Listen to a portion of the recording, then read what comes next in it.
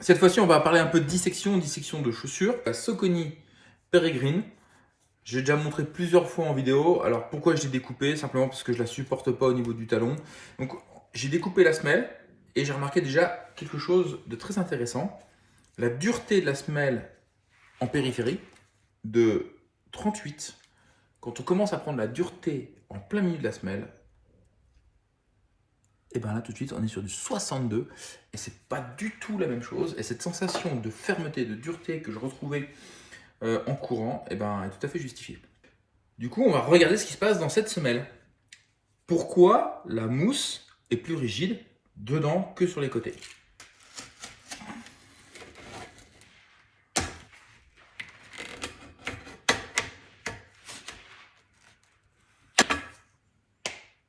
La Pérégrine. En fait, il n'y a pas grand chose là-dedans. Hein.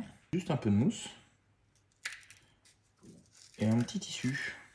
Bon, je viens de calculer aussi le drop. Hein. Il est bien de 4 mm. Il n'y a pas d'erreur. Ok. Bah, je m'attendais à ce qu'il y ait un peu plus de matière, un peu plus de rigidité. Bah, là, on est à 25. Alors, pourquoi on est à 25 là? Et là, on est à 62. Ça va être la qualité du tissu qui est là-dessus. Ok, une sorte de toile un peu en fibre. Donc cette matière-là qui doit augmenter la rigidité de la chaussure. Vous voyez voir maintenant un peu là ce qui se passe. Là, on a quand même un peu une plaque.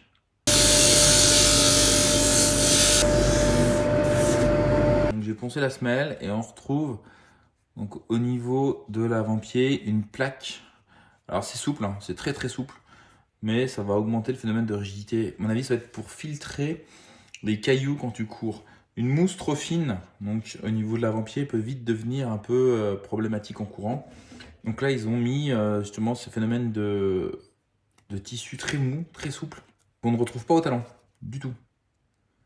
Mais ce phénomène, je comprends pas pourquoi en fait, cette chaussure ne plie pas au bon endroit. Je pense avoir une petite réponse parce qu'on voit que cette plaque-là, donc ça part de là, et ça va jusque là.